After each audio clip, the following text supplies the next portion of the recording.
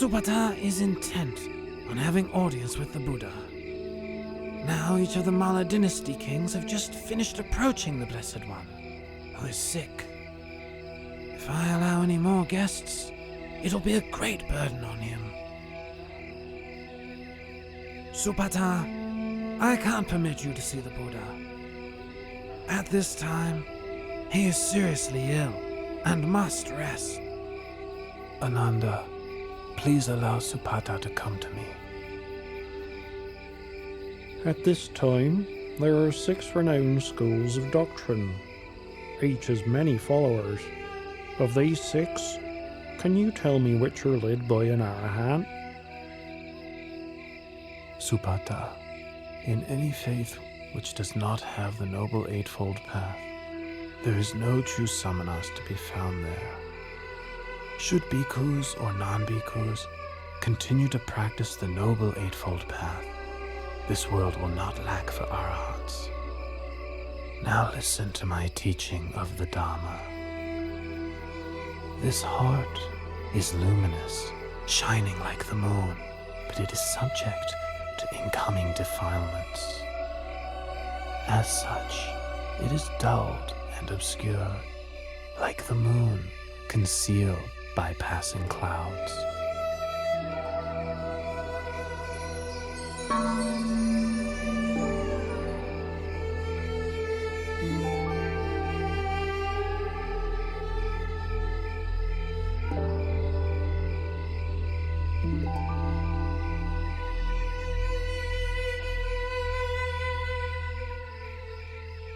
Lord Buddha, teacher of the most excellent Dharma, you make right that which I've wrongly seen for so very long.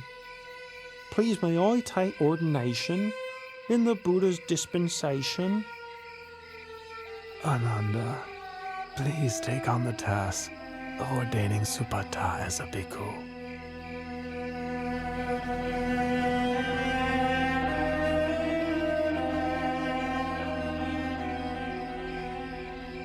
Subhata, consider the hair of the head, hair of the body, nails, teeth, and skin, as well as all materiality and immateriality, according to the truth. Such things are changing, decaying, impermanent, suffering and not self, not a being, not a person, not I, not mine, not myself, not him, not his, not himself. Subhata, your supports for the holy life will be alms food, simple robes to cover yourself, the base of a tree for lodging, and fermented urine for medicine, following the ways of nature.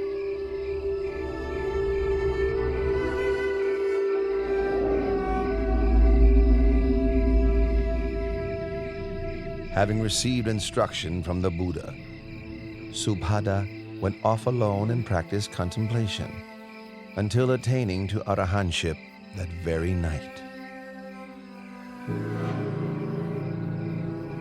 Venerable Subhata is considered to be the last disciple who attained to enlightenment while the Buddha was still alive. Loyal bhikkhus, when I have passed away, the 84,000 teaching of Dhamma Vinaya will be your teacher. Don't think to yourselves, now that the Buddha has passed away, we'll have no teacher. Truly the Dhamma which I have taught, and the Vinaya which I have laid down, will be your teacher in place of me. You must take the Dhamma Vinaya as your refuge.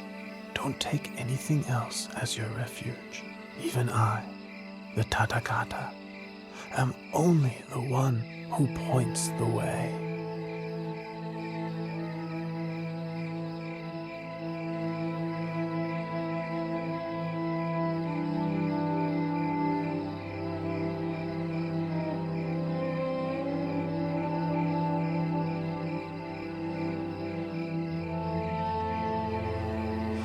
Lord Buddha is about to abandon me and enter Purnibbana. With all my effort attending to and following the Buddha, I have still not attained to arahantship as the other monks have. Venerable Ananda, I've been sent here to find you. The Buddha wants to see you. Ananda, come and sit close by.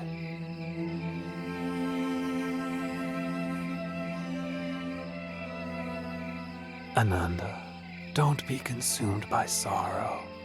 It's natural for all conditioned things not to last.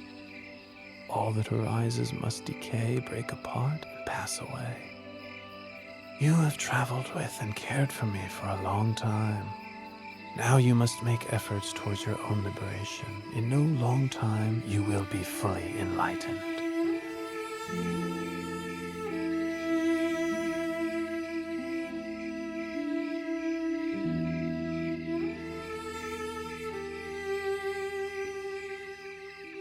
Ananda, Chanabhikkhu has views of self-importance because he's been close to me since the household life. He has become stubborn and difficult to teach. Once I have passed away, he will become even more stubborn and disrespectful, refusing to take instruction from any monk. You must give him the Brahma penalty. How do we impose the Brahma penalty? All the monks must refrain from speaking to, instructing, and admonishing Channa. Having received this punishment, Channa will realize his fault and change his ways. Finally, he will attain to arahantship. Loyal bhikkhus, for as long as the Sangha meets regularly together, in harmony, with respect for the disciplinary rules, and with humility towards the senior monks, careful not to fall under the influence of craving, content to live in the forest, and wishing happiness to all that come to live and practice. For as long as the Sangha is not preoccupied with work, not prone to indulging in talk, not given to excessive sleeping, not socializing without good cause, not given to indulging unwholesome desires, not falling under the power of evil intentions, not consorting with bad people, not giving up effort in practice, but striving for the attainment of higher dhammas. For so long there will be no decline for the Sangha, but only development and growth.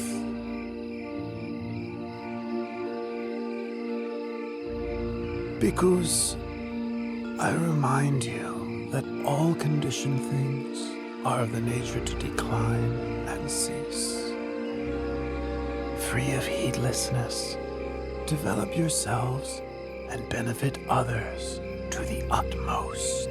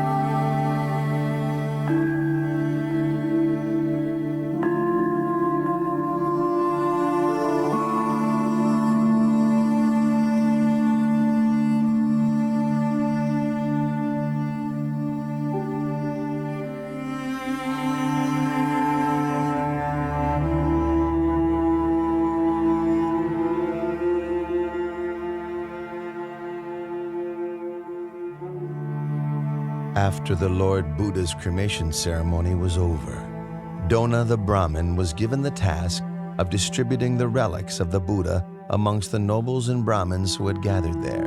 In each of the 8 states represented, a stupa, or chediya, was built for enshrining the relics, so that people could pay their respects to the remains of the Buddha. 1. King Ajatasattu of Magadha built a stupa in Rajagaha. 2. The Likhavis built a stupa in Vesali. 3. The Sakayan royalty built a stupa in Kapilavatu. 4. The Mauryan royalty built a stupa in the city of Alkapa. 5. The Kolayan royalty built a stupa at Ramagama. 6. The Malla royalty built a stupa in the city of Pava. 7. The Malla royalty of Kusinara built a stupa in Kusinara. 8.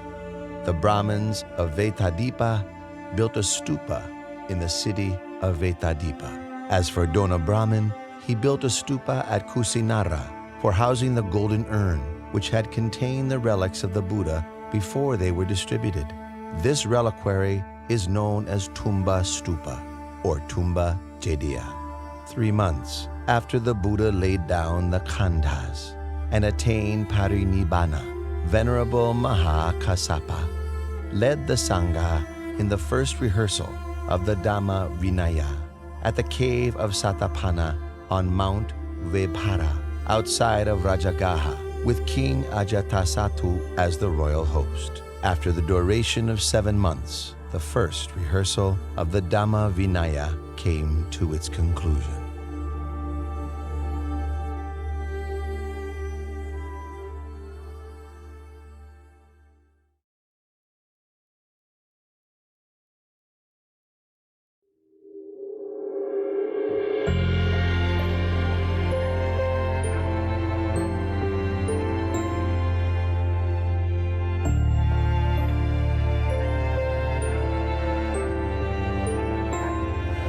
Ara